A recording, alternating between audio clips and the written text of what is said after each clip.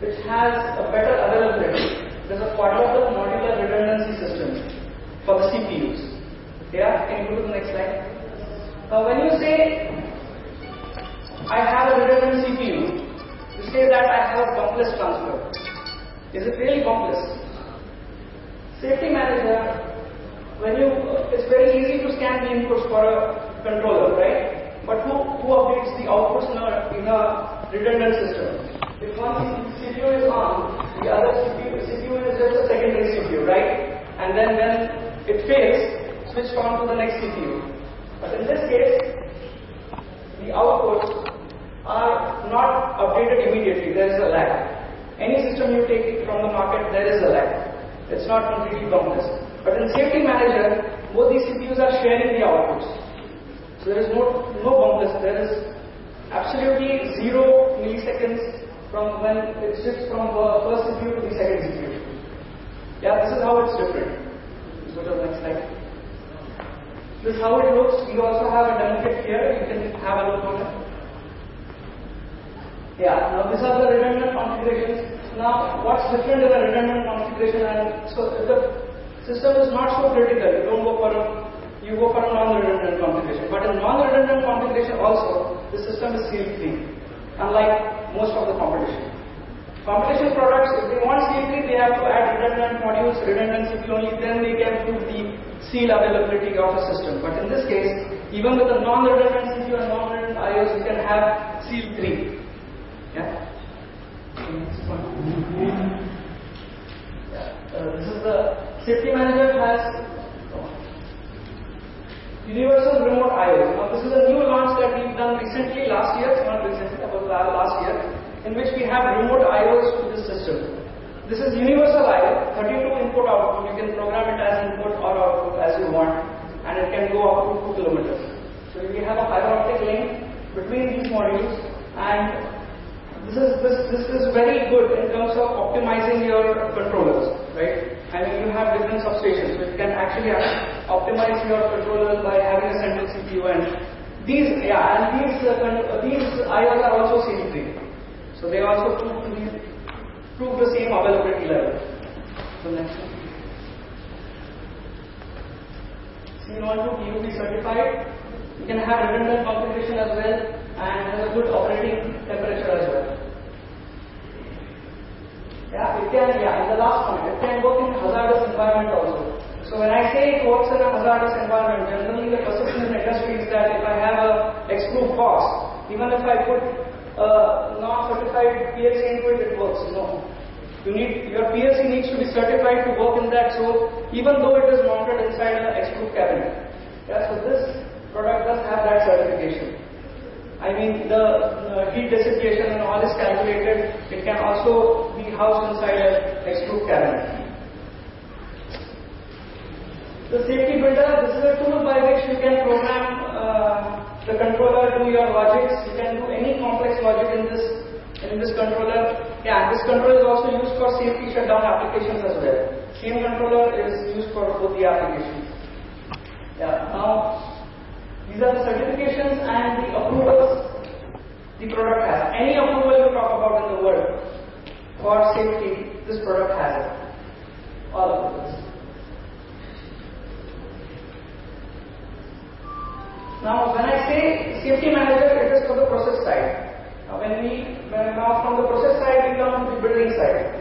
You have a substation normally just next to the process area, supplying where you have your cabinets, where you have the other stuff which controls the process, right? So how do you protect your substations? How do you protect even the non-process areas, your offices, the other stuff? And how do you get the alarms from those areas to the control room? Yeah. So for that we have this solution, which is an XLS 3000 addressable fire alarm panel. This works with an addressable loop. You can mount all the smoke detectors, fire detectors, heat detectors in an addressable loop and use this panel. And it's a normal addressable panel, but go to the next slide. So what's different? I mean, everybody knows what's an addressable panel. Yeah, this is how it is different. It has an XLSNet communication. You can communicate up to 200 nodes of this panel, refinery wide fire alarm panel. You can be integrated into a single node on a single network, which is NFPA 72 certified. Yeah, it is a ring structure. Even if the ring breaks, it works from the other side. Yeah, and this is peer-to-peer communication, not master-slave. Case of master-slave ring networks, the master dies down, the entire ring is down. But in this case, you plug out any CPU from the network, still the system works. Still you get all the alarms, all the information up to your control panel. Up to the control room. Yeah. Now it will show you in the next slide how. These are the features of XLS 140. XLS 140 has the devices which it uses, the addressable devices, work on FlashScan protocol. Now, what's a FlashScan protocol? It's the best known, and it is quite fast. So it has been proven that any protocol in market cannot achieve the scanning level of a FlashScan protocol. Yeah, and it is UL listed. And and the last one, you can see that it is easily integrated into EBI, which is the building solutions and the process solutions SCADA network. So recently, we did develop a protocol called as Eclipse, which is known in the industry, but it's still under the development stage. So I won't talk much about it.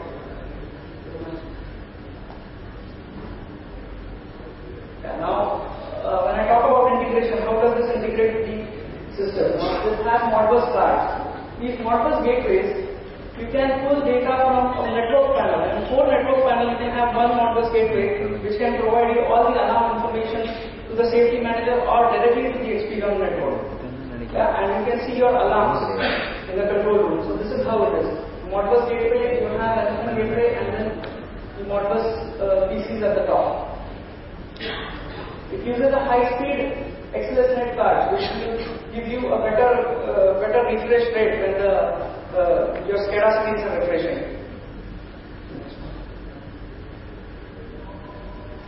This is about the Modbus gateway. These are high-sensitivity smoke detectors. Now, when you go for in-cabinet detection, we talk about VESA systems. We talk about having a high sensitivity of smoke, because we want to detect smoke in the incipient stage. That is much before the fire has come. I mean, just when the module is started producing heat. So this is your solution to it. This has an advantage of over VESA system. You don't need to percolate your VESA pipes into the panel. You can just mount these detectors in the panel, and they are addressable, and we can take the data from them into the XLS panel. Yeah, and this works. This has the same sensitivity. In fact, these are more sensitive than VESA systems. Yeah. Now, 420 milliampere interface. We have recently launched a module which is an analog module which can take data from a gas detector. Now, this does not sound that great, but most of the addressable systems, they only give you 3 alarms: alarm, fault, and pre-alarm probably.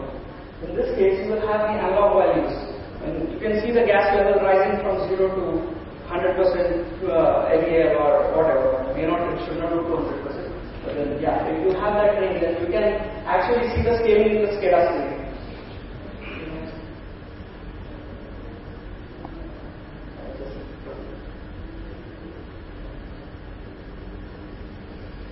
From smoke detection, I come to gas detection.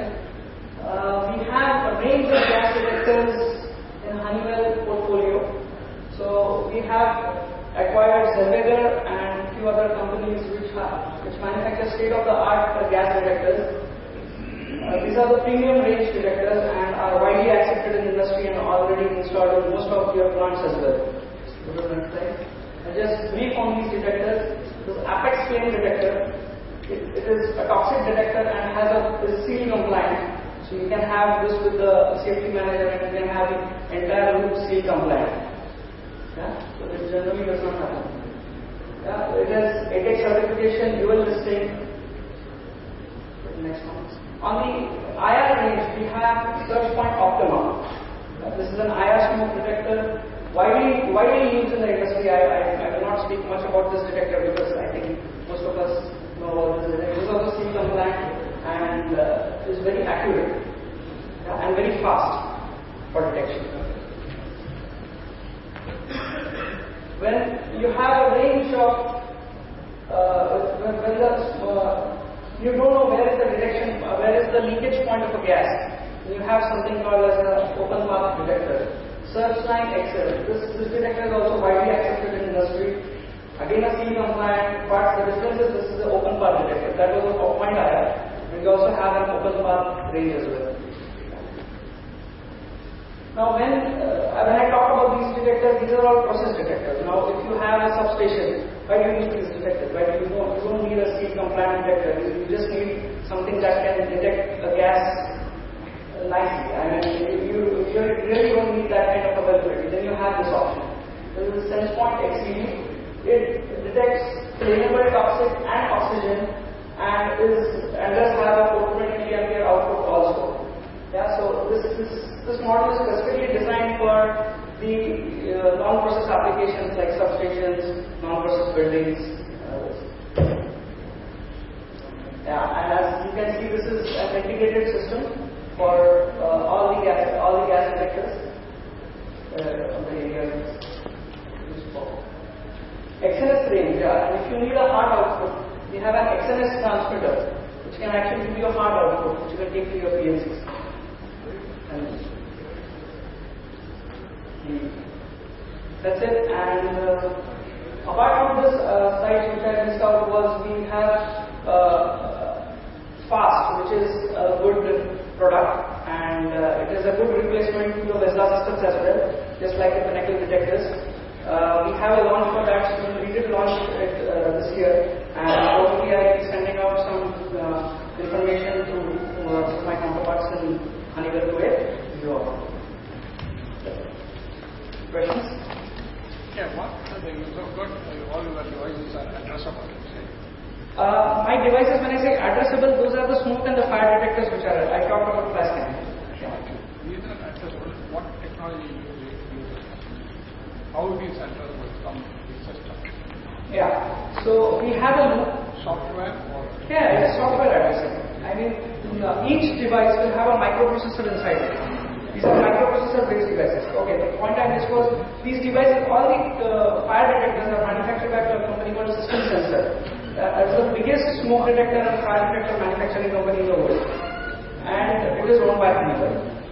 And they have a microprocessor based technology of detection. Flash scan is the protocol. So you have maybe a 5-volt line which goes from each detector to detector. It's loop. Yeah? And then you can detect a smoke or a fire through that loop, right? So the wiring does not need to go to each detector from the panel. Yeah, it is in a loop. Yeah, and it uses this protocol flash scan, which gives the data of alarm, fault. All this data is given to the panel, which can be detected. Is it multi-drop? Yeah. Is it multi-drop?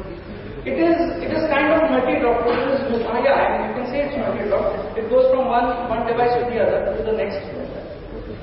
And it has addressing, like address 1, 2, 3, 4. It's normal addressing. You can do it through the panel itself, and the panel can soft address once the devices are connected in the loop. There is a system by which you can soft address the entire loop. That's possible. What about dip switches? Dip switches are there? Yeah, dip switches, you can have dip switches on the module, I mean on the detector as well. With Eclipse we don't have them, but with FlashScan you can have dip switches on which you can also program the addresses. Yeah. So both options are sound addressing as well as dip switches. See, what about the rotary switches, the mechanical devices? Just so that's what he's talked about, the dip switch. So I understand where you're coming from, right? That's why I got up. Right, so see, these are two different technologies, right? Both are panel. So if you're talking about panel addressing, right? So it's like this. In the dip switch, you normally use the dip switch and put the sensors, and then the panel picks up the addresses from there, and after that it's completely panel addressing. Whereas in the Eclipse, you actually do it. Huh? So fully software.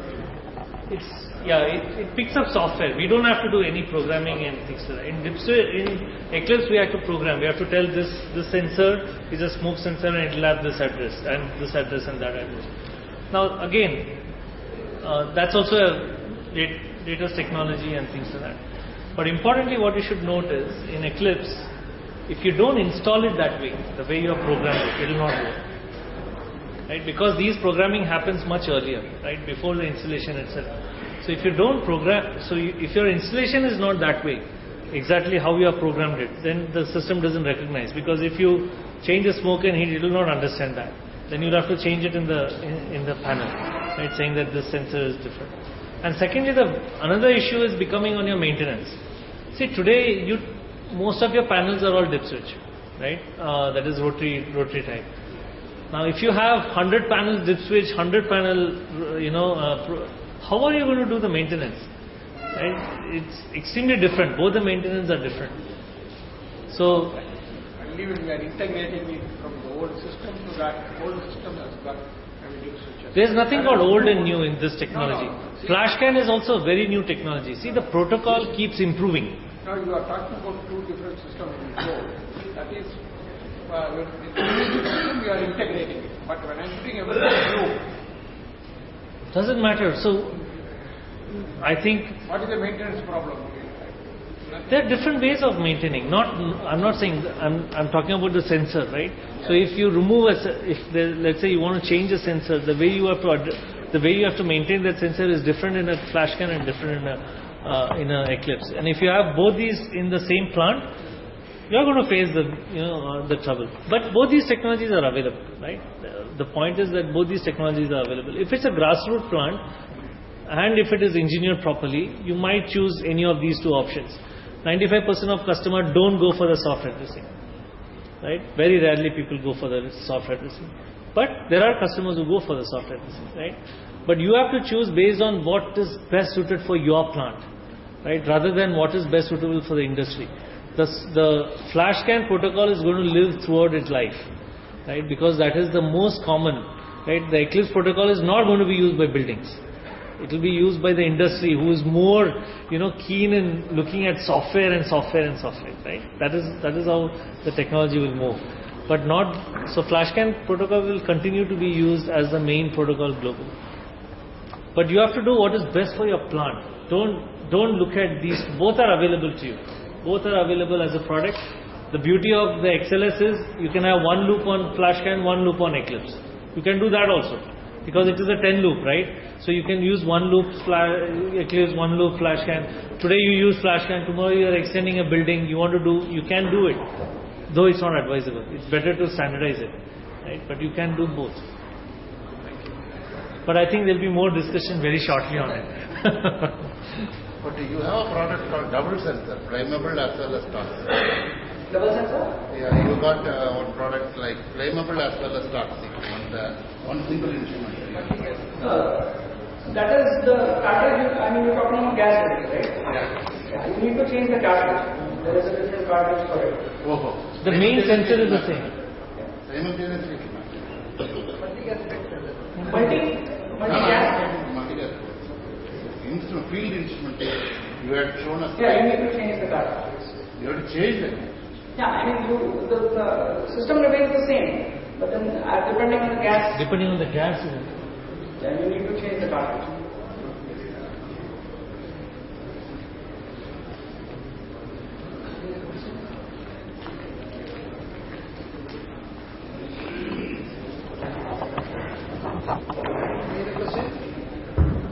Any other question? Thank you, Mr. Kulkarni. Thanks. I request Mr. Yashunaran and Mr. Muthukumar to come today.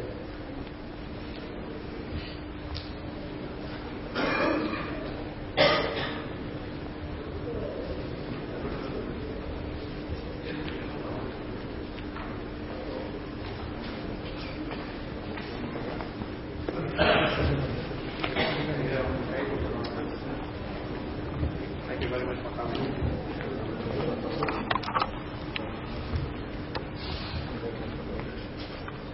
So nice of you. I'm the president of Tamil Nadu.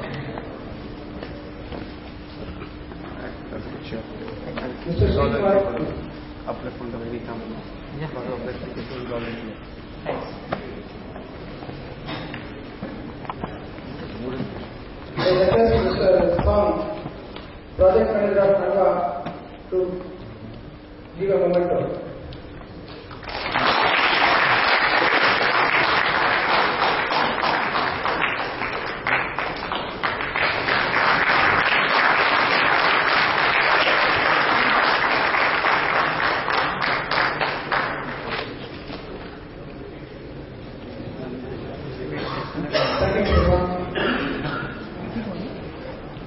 Mr. Kulkarni,